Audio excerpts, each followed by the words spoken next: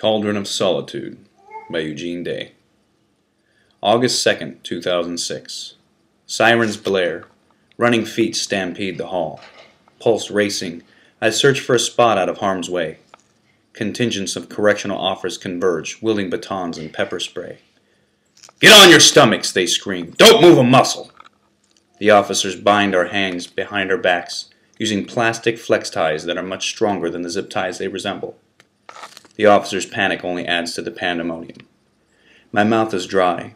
I've been breathing open-mouthed, out of control. Once the rush of adrenaline subsides, my pulse will return to normal, and my mouth will moisten again. A few feet away, a prisoner is pressing a shirt against his throat. It's been cut open. He staunches the wound while waiting for the ambulance to arrive. After he's whisked away, prisoners begin to complain. "My hands are turning blue. This is fucking bullshit." To take my mind off the pain in my hands, the tingle rapidly turns to a sting, then to pinpricks of fire. I listen to the officers talk. I watch them as they watch us. Some take photos and write notes. Others stand around and look bored. A fan of the reality competition Rockstar Supernova, I wonder who will be voted off tonight. Lying on my stomach, with arms tied behind my back, I try to look cool. It doesn't work. The smell of disinfectant and moldy mop is a humbling experience. Prisoners secured in their cells come to their windows and stare. They are unimpressed by the chaos. This is how we do it. Just another day. Most are happy they aren't cuffed up.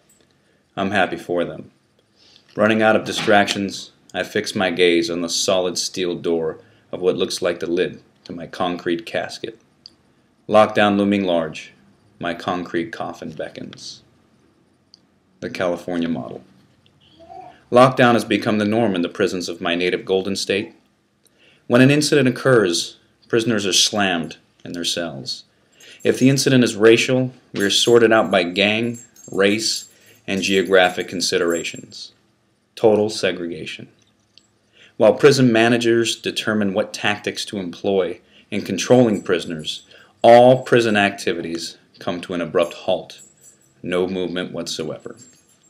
Sequestered 24 hours a day, wards on lockdown are allowed to live and not much else. While those involved in or suspected of institutional transgressions are carried off to administrative segregation, ADSEG, the whole, or Supermax, identical all.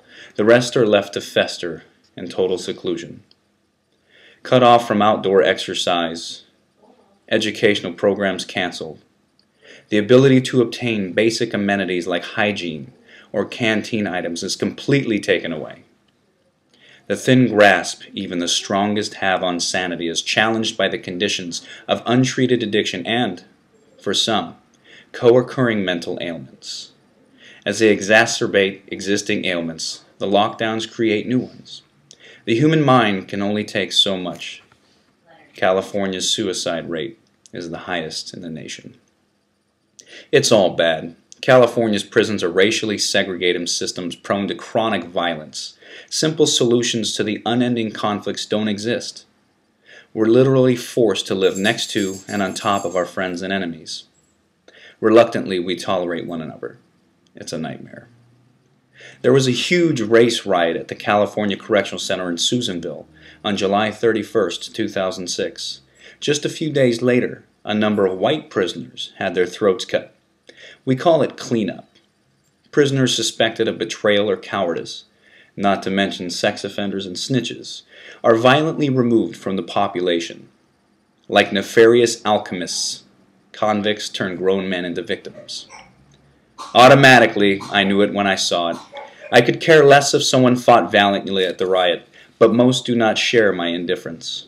Not participating during a riot is a serious offense, and this particular person ran. To say we are harsh critics for those who don't toe the party line would be an extreme understatement. The following night, 2 more Vics had their throats cut. We heard the skinheads did it. In the vernacular of the underground, Susanville is rocking and rolling. Slammed. If rehabilitation were truly the goal, then placing the institution on lockdown would be counterproductive. When over two-thirds of the prisoners in the California Department of Corrections and Rehabilitation have substance abuse issues, a system of treatment and training would be a more logical approach. But under the California model, lockdown is the main staple on Penology's pungent diet. Treat them bad enough for long enough, and they'll correct their behavior. What a sad joke. Lockdowns are the norm. The practice of trapping two grown men in a concrete cage produces an amalgam of mind-numbing isolation and disagreeable conditions of cohabitation. For those with pre-existing conditions, seclusion exacerbates mental disorders. Deviance is reinforced as the prisoner is pressured into a state of desperation.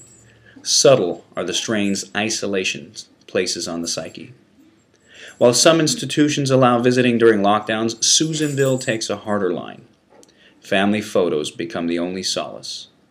My cellie, a young man from Los Angeles, stares at pictures of his wife for hours to counteract the pressures of being locked up with me 24 hours a day. Maybe he's just lonely as hell. I'm not qualified to make a diagnosis, but I don't need a doctorate in psychology to recognize the damage he's enduring because of severed family ties. Each extended session of solitude takes something away from me I'll never get back. As I try to maintain a grasp on sanity, no matter how tenuous, I manage to keep writing and exercising in order to keep myself busy. Testing the patience and sanity of my cellie, I rarely stop moving. I made a permanent departure from the ranks of the sane long ago, so why bother to pretend? I just do the best I can. Institutions generally return to normal program at some point, but not always. Even when the lockdown is lifted, we know that peace is always temporary. Our escape from the confines of two-man asylums never lasts long. Hard times. On August 2nd, I spent 3 hours as a piece of physical evidence at the crime scene of the stabbing. It ended with being escorted back to my cell. I had mixed feelings. Relieved this torturous session of being treated like physical evidence is about to come to an end, I resisted the temptation to yearn for the familiar comforts of my concrete coffin. Prisoners find comfort in their cells, and I find it inhumane. Escorted like a dead man walking past a number of cupped-up suspects, I knew some of them to be innocent. Rarely do the guards get it right, but they had their own problems, and I had mine. In times like these, it's every man for himself. Doing time isn't a team sport. The process begins in the first few days of a lockdown. Enveloped by the warm embrace of the cell, I begin to fight off a coven of personal demons. It's a struggle. Through a regimen of litigious, literary, and physical exercises, I try to expand the claustrophobic parameters of the coffin. Only time will tell if I'm successful. On lockdown, hard times can hit someone like a ton of bricks. Everyone has a method. Some sleep all the time, others read. Most, however, watch endless hours of television. When we're finally let out of our cells, it's like being released from one form of hell into Hades. A few weeks into this lockdown, I was given a breath of not-so-fresh air. A few weeks, starting with a strip search in the doorway of our cells, we're then escorted in boxer shorts and shower sandals back into the day room. Seated at tables, separated by race, we're held like hostages in the middle of a standoff. Once again, I was cuffed up in the day room, the scene of the previous crime. Though no longer in the middle of an emergency, search teams of correctional officers ripped through our belongings like Nazis through Walsall. They confiscated a multitude of books, clothes, and small appliances. There is a policy about excess property. It seems more about the constant pressure of correctional managers who used policy to draw the walls of an already restricted environment even closer. As I awaited the completion of the stripping, materially, physically, emotionally, I caught it staring at me. The solid steel door of my cell, much like the lid of a coffin, in shape and form, locked into the open position. This was going to be a bad trip. The chill effect. While group punishment rolls on, investigations of individuals continue behind the scenes. Periodically, suspects are taken away, excised from the whole. In order to catch their prey off guard, raids are usually executed around sunrise. Dulled senses diminish the likelihood of resistance. For me, my turn came a few months after the cell search on the morning of Friday the 13th, October 2006. "Hey, get dressed," an officer ordered as the electric door to my cell was again locked open. An early riser, I put down a book I was reading. I stared at two officers who filled the narrow doorway and took my time putting on my clothes. They tried to look mean. Most guards are regular folks, and many are decent. The nature of their job, however, turns them into the enemy. I've seen this movie a million times as they become faceless ghouls. Already knowing the cause, I inquired about my destination. "Where am I going?" I asked, as if unconcerned. "R&R," replied a third. "Receiving and release is where we pick up care packages from home." 3 against 1 hardly seemed like a fair fight. Having worn many hats throughout my life, a hustler's cap being one of them, I recognized a game of dirty pool a mile away. Picking up packages at R&R had been taken away long ago. Dangling a coveted box of morsels in front of the stupid prisoner added insult to injury. I don't care if they lie. It's just us against them, and they lie as much as we do. The enemy isn't privy to the truth, with distinct lines of demarcation that I won't cross. My honor and integrity are at stake, not to mention my life. As they say, snitches get stitches. Going to R&R to pick up a package sounded so stupid I felt like refusing. I would make my stand. Like a soldier, I would go out on my shield. But I was in no position to initiate a debate. I just did what I was told. I knew the deal. A shit list had been assembled, and like turds, we were being flushed down the toilet. My third handcuffed sojourn into the day room in as many months, and this would be my last. Under heavy escort, I was now the suspect. I saw many staring from the cells. Some just looked, others just looked scared. Trying to look tough, I mainly looked busted. Paraded around like a punk, I made my penological perp walk. The chill effect is age-old. By intimidating and terrorizing the masses from speaking out, those in positions of power effectively scare the masses. The chill effect is a control mechanism. I don't blame someone for being afraid.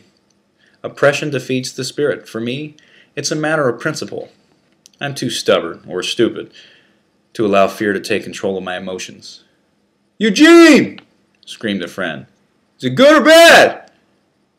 "Doesn't look good, bro," I yelled, to the irritation of my escorts. Oppressors prefer their captives quiet. Given the circumstances, I couldn't care less. "Take it easy, Eugene," he replied. "Give him hell, brother," hollered another. My heart growing heavier by the second, I held up my head high and smiled. They whisked me away, and out of the corner of my eye, I caught it staring at me. It's a wicked miscreant, my concrete coffin. Good riddance. The Quagmire. The officers of the CDCR are a lawless lot. A lack of competence compounded by corruption caused the federal judiciary to take control of various functions of the mammoth agency, ranging from unconstitutional delivery of mental and healthcare services to offer malfeasance and contempt of court in numerous class action lawsuits. The Supreme Court would validate